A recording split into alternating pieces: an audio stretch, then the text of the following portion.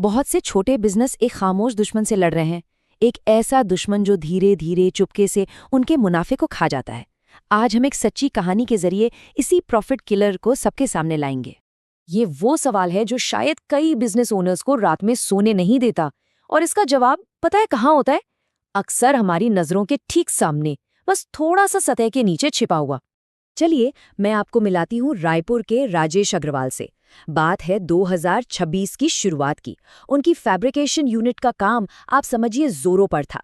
बाहर से देखें तो सब कुछ परफेक्ट, लेकिन अंदर ही अंदर उन्हें एक ही चिंता खाए जा रही थी कि भाई जब बिजनेस इतना बढ़िया चल रहा है तो ये सारा पैसा जा कहाँ रहा है। सोच कर देखिए इस सिचुएशन को। रेवेन्यू एकदम स्टेबल है, ऑर्डर्स की कोई कमी नहीं, लगातार आ रहे हैं, फैक्ट्री फुल कैपेसिटी पर चल रही है, लेकिन बैंक अकाउंट कुछ और ही कहानी सुना रहा था। और सच कहूं तो ये कहानी आज अनगिनत एमएसएमईज की कड़वी हकीकत है। तो पहली नज़र में तो मुजरिम बिल्कुल साफ नजर आ रहा था। एक ऐसा खर्चा जो एक कह सकते हैं इनविजिबल लीक की तरह धीरे धीरे सारा प्रॉफिट बहाए जा रहा था। तो चलिए इस पहले सस्पेक्ट की पड़ताल करते हैं, बढ़ती हुई फ्यूल और ट्रांसपोर्टेशन कॉस्ट्स। देखिए, हुआ ये कि ये झटके एक के बाद एक आए। सबसे पहले रॉ मटेरियल को फैक्ट्री तक लाने का जो ट्रांसपोर्ट का खर्चा था वो सीधा 18% बढ़ गया। और फिर फिनिश्ड गुड्स को कस्टमर्स तक पहुंचाने की कॉस्ट, उसमें 21% का जंप आ गया। और फिर जिसे कहते हैं ना जले पर नमक छिड़कना, जनरेटर चलाने का फ्यूल का खर्चा 25% और ऊपर चला गया। मतलब एक के बाद एक 3 बड़े झटके, और हर झटका पिछले वाले से ज्यादा जोरदार। तो इन बढ़ती कीमतों के तूफान का असर क्या हुआ? असर ये हुआ कि सिर्फ 4 महीनों के अंदर कंपनी का नेट प्रॉफिट मार्जिन 14% से गिरकर सीधा 8.5% पर आ गया। राजेश जी के लिए ये सिर्फ पैसों का नुकसान नहीं था, ये उनके कॉन्फिडेंस पर एक गहरी चोट थी। तो क्या केस यहीं बंद हो जाता है?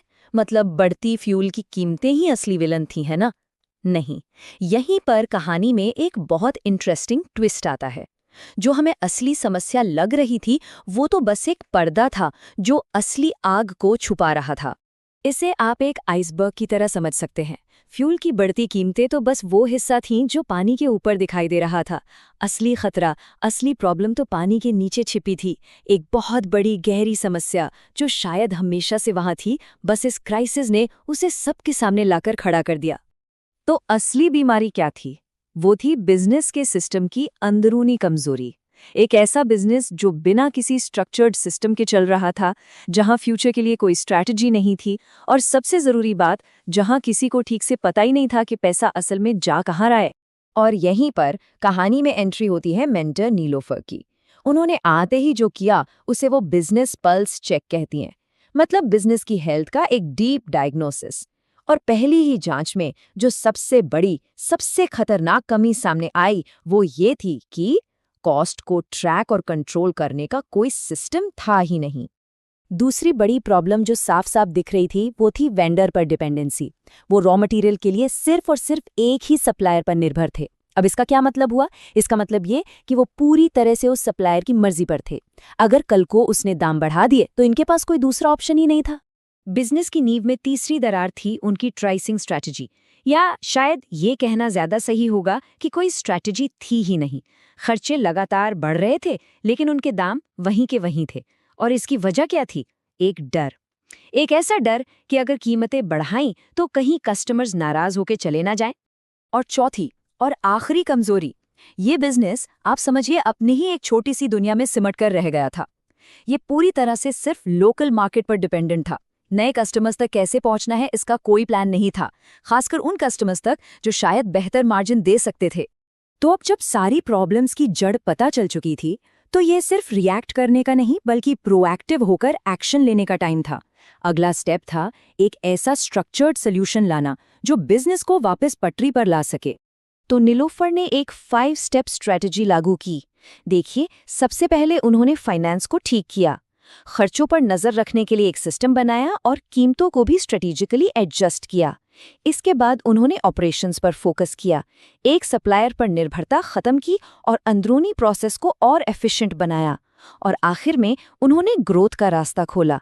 ऑनलाइन लीड्स जनरेट करने के लिए एक सिस्टम शुरू किया। और इन ठोस कदमों का नतीजा क्या निकला? नतीजा ये कि कंपनी का प्रॉफिट मार्जिन वापस 12.2% पर पहुंच गया। लेकिन इस कमबैक की सबसे कमाल की बात थी इसकी स्पीड। प्रॉफिट में ये शानदार जंप आने में सालों नहीं लगे, ये सिर्फ 60 दिनों में हुआ। ये दिखाता है कि एक सही सिस्टम और एक सही स्ट्रैटेजी में असल में कितनी ताकत होती है। पर शायद सबसे बड़ा और लॉन्ग लास्टिंग बदलाव पैसों का नहीं था, वो था माइंडसेट का।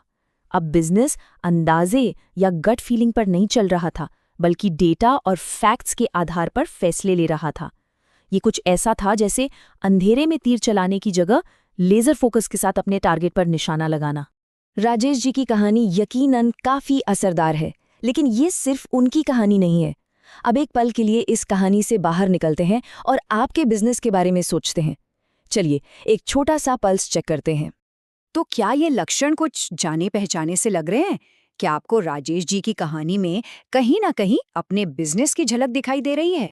सोचिए, अगर रेवेन्यू तो स्टेबल है लेकिन प्रॉफिट मार्जिन लगातार कम हो रहा है, अगर खर्चे बढ़ते जा रहे हैं और आपको समझ नहीं आ रहा कि क्यों, अगर नए कस्टमर्स मिलना लक की बात लगती है, या फिर बिजनेस की ग्रोथ एक जगह आकर रुक सी गई है, तो बहुत मुमकिन है कि आप भी उसी खामोश बीमारी से जूझ रहे हों। तो क्या आप ये पता लगाने के लिए तैयार हैं कि आपके बिजनेस का पैसा असल में लीक कहाँ हो रहा है? क्या आप जानना चाहते हैं कि आपकी ग्रोथ आखिर क्यों रुकी हुई है? याद रखिए, किसी भी इलाज का पहला कदम होता है सही डायग्नोसिस। अपने बिजनेस का पल्स चेक शुरू करने के लिए नीचे कमेंट्स में सिर्फ एक शब्द लिखिए, पल्स।